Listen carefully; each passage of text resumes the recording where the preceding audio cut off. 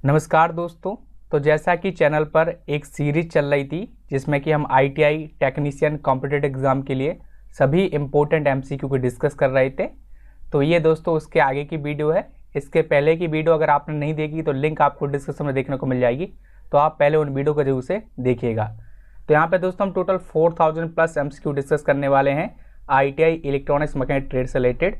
और इस वीडियो में हम कुछ यूपी एमआरसी यानी यूपी मेट्रो का जो एग्जाम है उससे रिलेटेड हम कुछ इंपॉर्टेंट एमसीक्यू डिस्कस करेंगे। यूपी मेट्रो के साथ साथ इस सभी कॉम्पिटिटिव एग्जाम के लिए इसमें एमसीक्यू हम पढ़ने वाले हैं। वीडियो में आगे बढ़ने से पहले अगर आप नए हैं दोस्तों चैनल पे, तो आप इसी प्रकार के अपडेट के लिए चैनल को सब्सक्राइब कर लीजिएगा। और अगर आप दोस्तों आईटीआई इलेक्ट्रॉनिक्स मैकेनिक ट्रेड के स्टूडेंट हैं तब भी आप चैनल से जरूर से जुड़ जाइएगा, क्योंकि यहाँ पे दोस्तों इलेक्ट्रॉनिक्स आईटीआई से रिलेटेड आपको एमसीक्यू सीरीज और डिटेल क्लासेस वगैरह देखने को मिलती है, तो आप सभी लोग चैनल से जरूर से जुड़ जाइएगा। तो सबसे पहला क्वेश्चन है यहाँ पे दोस्तों, in the reverse breakdown region of the diode beach phenomenon explains the sudden increase in reverse current. तो यहाँ पे पूछा गया है कि जब हमारा रिवर्स ब्रेकडाउन रीजन होता है तो उसमें किस अफेक्ट के द्वारा या फिर किसके कारण जो करंट होता है रिवर्स करंट वो सडन इंक्रीज मतलब उसमें अचानक से वृद्धि हो जाती है, तो ये हमसे पूछा गया है। तो ऑप्शन हमारे दिए गए टनलिंग इफेक्ट। तो देखिए टनलिंग इफेक्ट तो टनल डायोड से रिलेटेड है, तो ये भी नहीं होगा इसमें। ट्यूनिंग इफेक्ट तो ट्यूनिंग भी नहीं होगा दोस्तों, क्योंकि ट्यूनिंग हम अपने रेडियो रिसीवर वगैरह की करते हैं।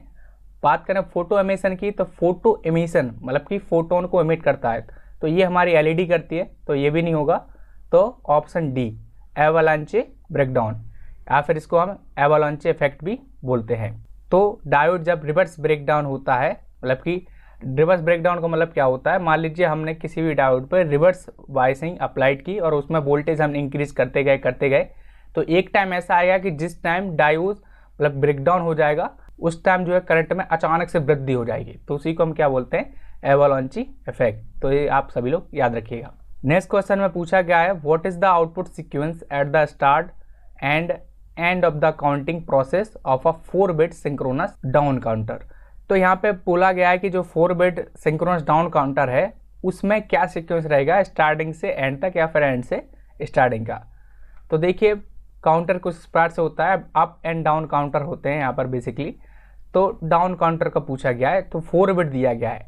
तो 4-बिट में क्या होता है कि हम 4 फ्लिप फ्लॉप का यूज़ करते हैं और 4 बिट से मैक्सिमम हम कितने तक जो है काउंटिंग कर सकते हैं, तो 0 to 15 तक हम इससे टोटल काउंटिंग कर सकते हैं। अब देखिए ये तो डेसिमल में है, लेकिन अगर हम इसका बाइनरी निकालें तो बाइनरी इसका क्या होगा, 1 1 1 एंड 1। तो 4 बिट का यदि कोई काउंटर है तो वो मैक्सिमम 1 1 1 1 यानी 15 तक ही काउंट कर सकता है। कहाँ से, तो 0 0 0 और 0 से टोटल 1 1 1 1 1 तक। अब देखिए ये बात हो गई अप काउंटर की। यदि कोई अप काउंटर है तो वो 0 0 0 से 0 0 0 1 इस तरीके से काउंट करते हो जाएगा 1 1 1 तक। लेकिन यहाँ पे पूछा गया है कि डाउन काउंटर है, तो डाउन काउंटर में क्या होगा दोस्तों, अगर 4 बिट का है तो वो उल्टा चलेगा, मतलब कि 1 1 1 से 0 की साइड चलेगा। तो ये 1 1 1 से 0 0 और यहाँ पे 0 और 0 इस तरीके से। तो जो इसका सिक्वेंस क्या रहेगा, स्टार्ट कहाँ से होगा, ये 1 1 1 1 से, और एंड कहाँ पे होगा 0 0 0 0। तो यहाँ पे देख सकते हैं ऑप्शन बी इसका करेक्ट आंसर होगा। चलिए नेक्स्ट क्वेश्चन में पूछा गया है कि which type of transducer changes it's output voltage when a current conducting material is placed in a transverse magnetic field. तो बेसिकली इसमें बोला गया यदि कोई करंट कंडक्टिंग मतलब कि एक ऐसा मटेरियल हो जिसमें से करंट फ्लो कर रहा हो और वो किसी मैग्नेटिक फील्ड मतलब कि चुंबकीय क्षेत्र के बीच में रखा हो, यदि इसके आउटपुट वोल्टेज में कुछ चेंजेस आते हैं तो इसको हम बेसिकली कौन सा इफेक्ट बोलते हैं या फिर कौन सा ट्रांसड्यूसर बोलते हैं, तो ये बेसिकली हमें बोला गया है। तो मान लीजिए ये कोई करंट कंडक्टिंग मटेरियल है जैसा कि यहाँ पे आप देख सकते हैं, और इसमें से मान लीजिए कोई यहाँ पे करंट फ्लो कर रहा है। अब मान लीजिए यहाँ एक मैग्नेटिक फील्ड है, मतलब कि एक चुंबकीय क्षेत्र है, तो यहाँ पे आप देख सकते हैं कुछ इस प्रकार से एन एन एस। अब मान लीजिए इसमें से कोई करंट जो है फ्लो कर रहा है और ये चुंबकीय फील्ड में है, इस कारण जब ये अपना वोल्टेज चेंज करेगा तो इसको हम कौन सा इफेक्ट बोलते हैं या फिर कौन सा ट्रांसड्यूसर होगा बेसिकली। तो ऑप्शन हम देख लेते हैं। तो पहला ऑप्शन दिया गया है फोटो डायोड। तो फोटो डायोड दोस्तों नहीं होगा, क्योंकि ये हमारे लाइट को किस में कन्वर्ट करता है, इलेक्ट्रिक सिग्नल में।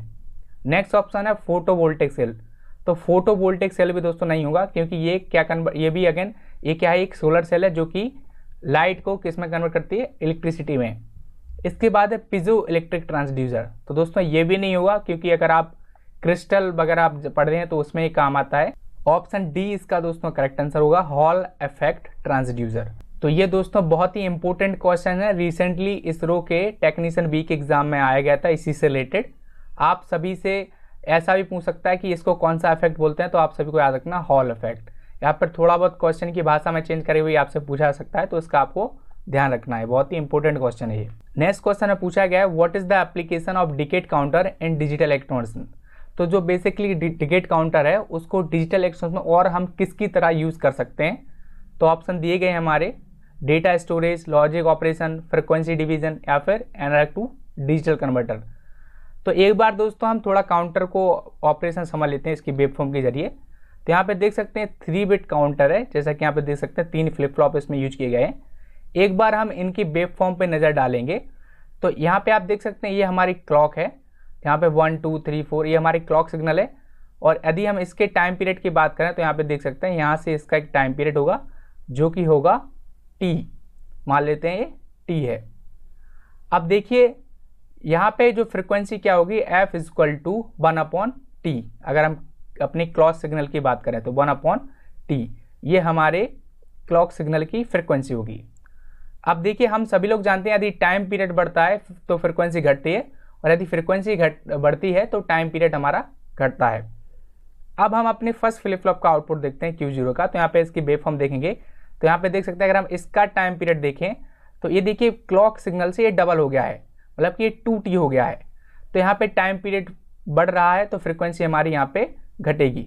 इसी प्रकार से यदि हम Q1 का आउटपुट देखें वेवफॉर्म से, तो इस टाइम दोस्तों जो इस Q1 का आउटपुट रहेगा वो हो जाएगा 4t, मतलब कि जो टाइम पीरियड है वो 4 टाइम बढ़ गया। तो अगेन यहाँ पर भी अगर टाइम पीरियड बढ़ रहा है तो फ्रिक्वेंसी हमारी घट जाएगी, यानी डिवाइड हो जाएगी। तो इसको हम ऐसा भी लिख सकते हैं f/4। और इसके पहले जो Q आउटपुट आया था तो उसको हम क्या लिख सकते थे, f/2, क्योंकि यहाँ पे 2 टाइम्स फ्रिक्वेंसी हमारी घट गई है। इसी प्रकार से यदि हम तीसरे फ्लिप फ्लॉप का आउटपुट देखें वेवफॉर्म से, जो कि Q2 है, तो इसमें दोस्तों जो टाइम पीरियड होगा वो होगा इसका 8t। तो इस टाइम जो फ्रिक्वेंसी होगी वो भी 8 टाइम्स यहाँ पे घट जाएगी। तो यहाँ पे ये 8t। तो जैसे जैसे टाइम पीरियड बढ़ेगा तो फ्रिक्वेंसी हमारी घटेगी। तो इसीलिए दोस्तों हम काउंटर्स को अपने डिजिटल इलेक्ट्रॉनिक्स में फ्रिक्वेंसी डिवाइडर के रूप में भी यूज कर सकते हैं। तो यहाँ पे ऑप्शन दिए गए, तो ऑप्शन सी इसका करेक्ट हो जाएगा, फ्रिक्वेंसी डिवीजन। नेक्स्ट क्वेश्चन है, बेसिकली यहाँ पे एक सर्किट दिया गया है, यहाँ पे देख सकते हैं, यहाँ पे ये डेल्टा है और यहाँ पे एक स्टार है। तो ये जनरली आपसे बेसिक सा क्वेश्चन है, पूछा गया है, लेकिन देखने में थोड़ा सा डेंजरस सा लग रहा है। तो आप इसको अगर ध्यान से देखेंगे तो आप इसको ईजिली सॉल्व कर सकते हैं।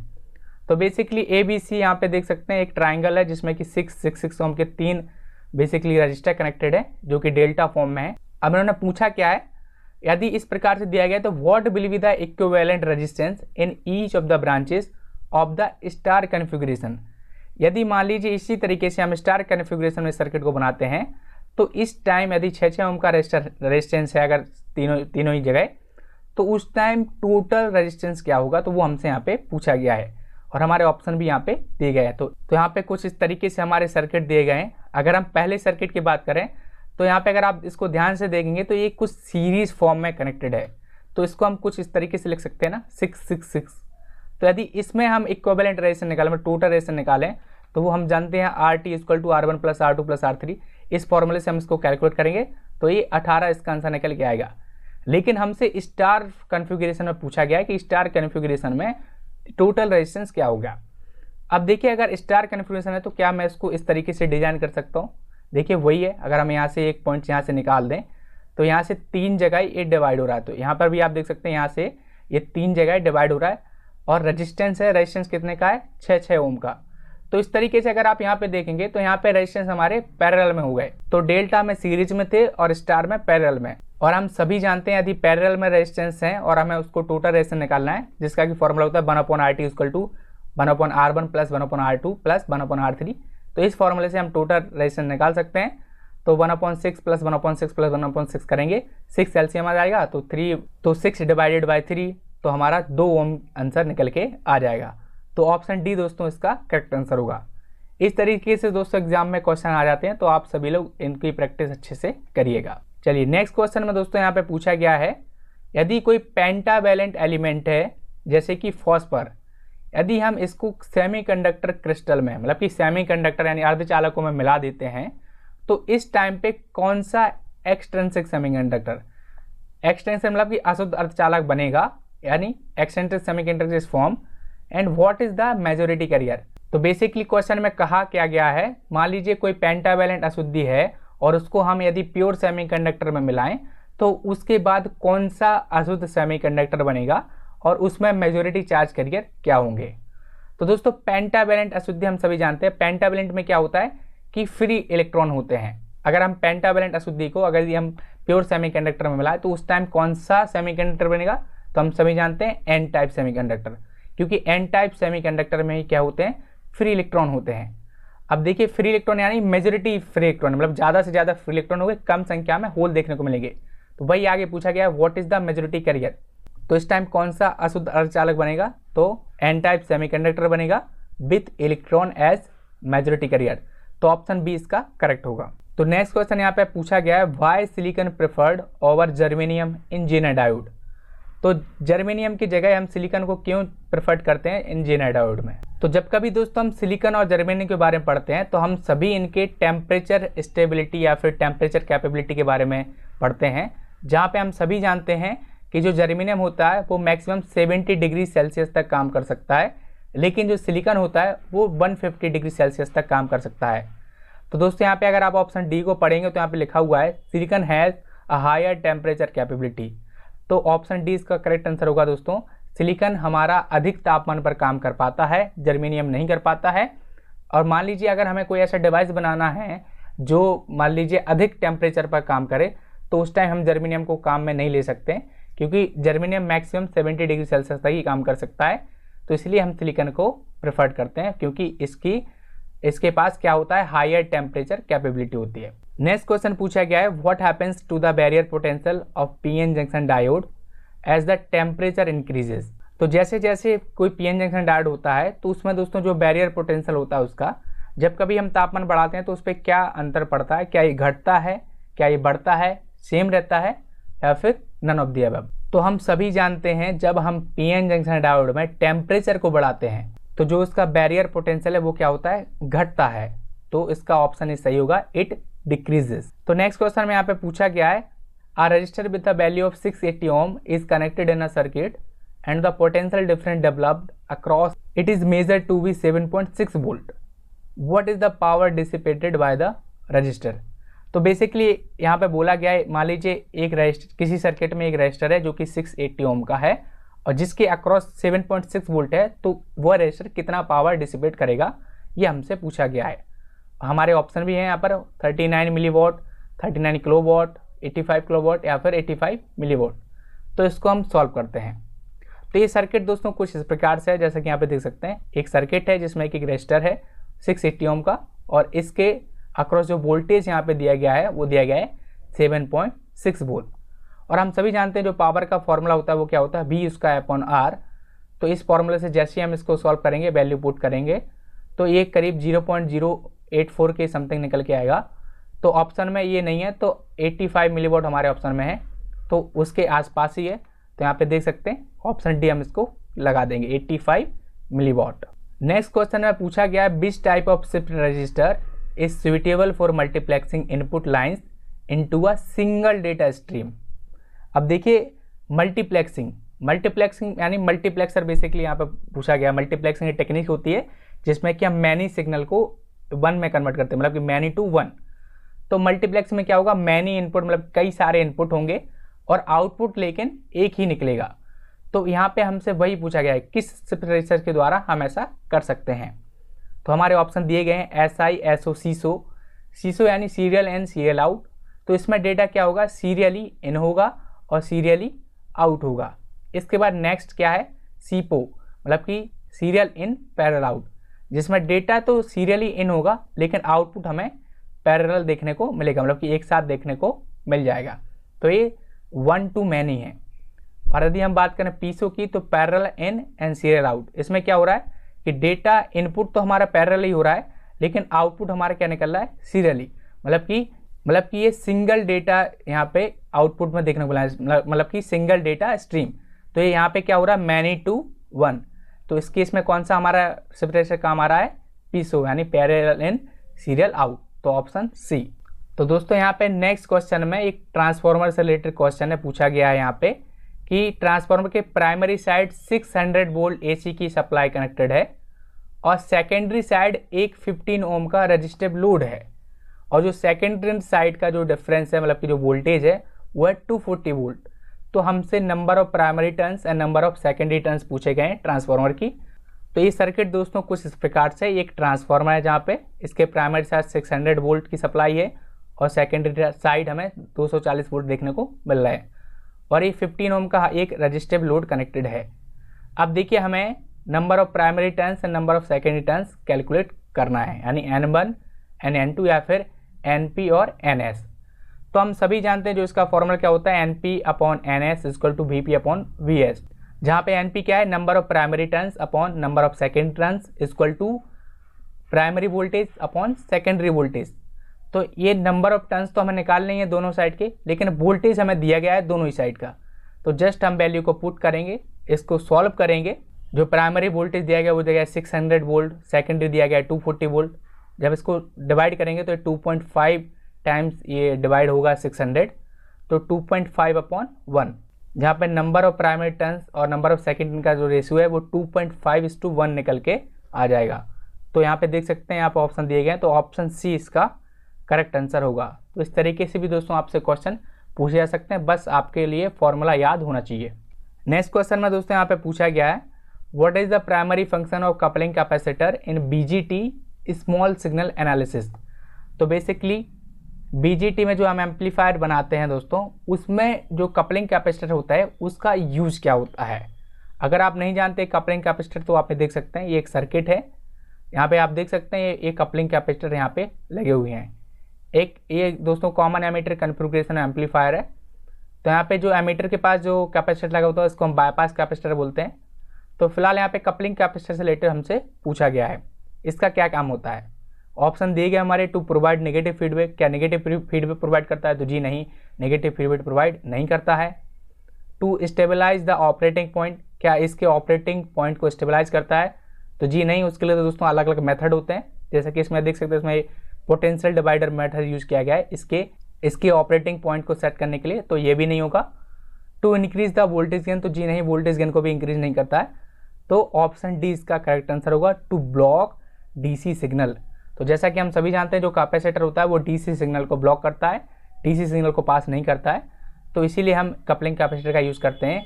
नेक्स्ट क्वेश्चन है दोस्तों, यहाँ पे पूछा गया है, what type of output voltage wave form does a half wave rectifier produce. Half wave rectifier में आउटपुट में हमें कौन सी वेव फॉर्म देखने को मिलती है। अब देखिए दोस्तों, चाहे वो हाफ वेव रेक्टिफायर हो चाहे वो फुल वेव रेक्टिफायर हो, जो उसका आउटपुट होता है वो होता है पल्सेटिंग DC। तो ऑप्शन में देख सकते हैं ऑप्शन 20 का करेक्ट आंसर होगा, पल्सेटिंग DC। नेक्स्ट क्वेश्चन में पूछा गया है कि जो जेनर डायोड है, जो कि वोल्टेज रेगुलेटर सर्किट में यूज होता है, वो जनरली किस कंडीशन में ऑपरेट होता है, मतलब किस कंडीशन में काम करता है, मतलब कि जेनर डायोड कौन से बायस में काम करता है बेसिकली। तो ऑप्शन दिए गए हैं, क्या फॉरवर्ड एंड रिवर्स बायस में काम करता है, तो जी नहीं। तो ऑप्शन बी दोस्तों इसका करेक्ट आंसर होगा, रिवर्स बायस। तो हमारा जेनर डायोड दोस्तों रिवर्स बायस में काम करता है और ये वोल्टेज रेगुलेशन के काम में आता है, जैसा कि क्वेश्चन में दिया गया है। नेक्स्ट क्वेश्चन में पूछा गया है, the De Morgan's first law states that the complement of logical and operation is equal to. तो बेसिकली डी मॉर्गन के फर्स्ट लॉ के अकॉर्डिंग जो कॉम्प्लीमेंट ऑफ लॉजिकल एंड है, मतलब कि एंड का उल्टा यानी नेंड, तो वो किसके बराबर होता है बेसिकली, तो वो हमसे पूछा गया है। तो जैसा कि यहाँ पे देख सकते हैं, नेंड यानी A इंटू बी का बार, तो ये किसके इक्विवेलेंट होता है, इसको हम कैसे भी लिख सकते हैं, A प्लस बी का बार भी यहाँ पे हम लिख सकते हैं। A प्लस बी मतलब कि यहाँ पे क्या हो रहा है, और ऑपरेशन हो रहा है, और का क्या कर रहे हैं, उल्टा, क्योंकि क्या चढ़ा हुआ है यहाँ पे, बार। तो A प्लस बी का बार यानी निगेटिव और या फिर बबल्ड और। तो यहाँ पे देख सकते हैं ऑप्शन हमारे क्या दिए गए, तो ऑप्शन ए इसका यहाँ पे करेक्ट हो जाएगा, नेगेटिव और या फिर बबल्ड और। बबल्ड और को ही हम नेगेटिव और कहते हैं। तो यहाँ पे आप देख सकते हैं कुछ इस तरीके से होगा। और यहीं पे आपसे इसका उल्टा भी पूछा जा सकता था। यहाँ पे कॉम्प्लीमेंट ऑफ लॉजिकल एंड है तो वहीं आपसे पूछ लेता कॉम्प्लीमेंट ऑफ लॉजिकल और। नेक्स्ट क्वेश्चन यहाँ पे पूछा गया है कि जे के फ्लिप फ्लॉप में जब जे एंड के दोनों ही इनपुट 0 पे सेट हों तो उस टाइम हमारा किस कंडीशन में जे के फ्लिप फ्लॉप काम करता है। तो यहाँ पे जब आप दोस्तों जे के फ्लिप फ्लॉप के ट्रुथ टेबल देखते हैं तो यहाँ पे देख सकते हैं जब जे और के दोनों ही 0 हैं तो उस टाइम कौन सी स्टेट है हमारी, होल्ड स्टेट है। और जब हम 0 1 देते हैं तो उस टाइम रीसेट हो जाता है। और यहाँ पे 1 0 देने पे बेसिकली यहाँ पे 0 है तो 1 0 देने पे सेट होता है और 1 1 देने पे टॉगल होता है। तो बेसिकली 0 का पूछा गया है तो 0 पे कौन सी स्टेट बन रही है हमारी, होल्ड स्टेट। तो ऑप्शन डी इसका करेक्ट आंसर होगा। नेक्स्ट क्वेश्चन है दोस्तों, एक सर्किट दिया गया है जिसमें कि बोला गया है यदि a = 1 तो a = 1, b = 0 तो b = 0 एंड c = 1 तो c = 1 एंड d = 0 तो d = 0 है तो आउटपुट क्या होगा। तो इसके लिए यहाँ पे जो जो गेट दिए गए हैं लॉजिक गेट, इनकी आपको ट्रुथ टेबल याद रखनी पड़ेगी। तो यहाँ पे इसके 2 इनपुट हैं 0 एंड 1 और ये यहाँ पे और गेट है, बबल्ड और है। तो और बेसिकली क्या करता है, जोड़ता है, ऐड करता है। तो 0 और 1 को ऐड करेगा तो 1 आएगा, लेकिन उसके आगे क्या लगा हुआ है, नॉट गेट लगा हो तो 1 क्या हो जाएगा 0। तो यहाँ पे क्या आएगा 0 और यहाँ से C पे 1 है तो ये 1 डायरेक्टली जाएगा और यहाँ पे ये 0 है तो 0 यहाँ पे नॉट गेट लगा हुआ है तो ये कॉम्प्लीमेंट हो जाएगा यानी 1 और 1 यहाँ पे आ जाएगा। इसके आगे दोस्तों क्या लगा हुआ है, यहाँ पे लगा हुआ है नैंड गेट। नैंड गेट यानी एंड का जस्ट अपोजिट होता है। तो एंड गेट हमारा क्या करता था, मल्टीप्लिकेशन करता था। और एंड गेट में क्या होता था, यदि एक भी इनपुट 0 है तो आउटपुट हमारा 0 आता था, लेकिन ये नैंड है यानी एंड का उल्टा है। तो एक भी इनपुट अगर 0 हुआ तो आउटपुट हमारा क्या आएगा 1। तो ऑप्शन ए इसका दोस्तों करेक्ट होगा। नेक्स्ट क्वेश्चन है बेसिकली पूछा गया है कि dash is use in the automatic heating appliances to control the temperature. तो बेसिकली हीटिंग अप्लायंसेस में टेम्परेचर को कंट्रोल करने के लिए कौन सा डिवाइस काम में लिया जाता है। तो ऑप्शन हमारे दिए गए हैं रेक्टिफायर, तो जी नहीं, रेक्टिफायर तो एसी पावर को डीसी में कन्वर्ट करता है। ट्रांसफार्मर एसी पावर के वोल्टेज को कम या ज़्यादा करता है। वोल्टेज रेगुलर वोल्टेज को रेगुलेट करता है। तो ऑप्शन डी इसका सही होगा, थर्मोस्टेट। अब दोस्तों अगर मैं बात करूं थर्मोस्टेट की कि कौन से अप्लायंसेस में यूज़ करते हैं, तो आप सभी लोगों ने इलेक्ट्रिक केटल तो ज़रूर से यूज़ किए होंगे। अगर आप सभी लोगों ने दोस्तों हॉस्टल की लाइफ जी है और आप सभी भी कभी ना कभी अपने कॉलेज डेज में हॉस्टल में रहे हुए हैं, तो हो सकता हो आप सभी ने इस तरीके के इलेक्ट्रिक केटल को यूज़ किया हो। तो उसमें भी दोस्तों हम सभी जानते हैं जब दोस्तों ज़्यादा गर्म हो जाता था, मतलब कि टेम्परेचर बढ़ जाता था, तो ऑटोमेटिकली पावर कट हो जाती थी। तो वो इसी थर्मोस्टेट की वजह से होता था। नेक्स्ट क्वेश्चन है पूछा गया, for a certain load the true power is 100 what and the reactive power is 100 VAR, what is the apparent power. तो बेसिकली हमें रिएक्टिव पावर और ट्रू पावर दी गई है तो अपेरेंट पावर हमें निकालना है। तो इसका दोस्तों जो रिलेशन होता है तो वो आप देख सकते हैं, the relation between all 3 powers, मतलब कि apparent power, reactive power and true power होता है PA = √PT² + PR², जहाँ पे T हमारी ट्रू पावर है, R हमारी रिएक्टिव पावर है और PA यानी अपेरेंट पावर जो कि हमें फाइंड करनी है।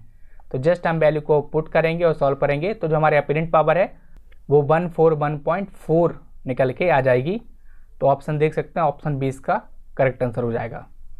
तो इस वीडियो में दोस्तों इतना ही रखते हैं। नेक्स्ट क्वेश्चन मिलेंगे आपको नेक्स्ट वीडियो में इसी प्रकार से।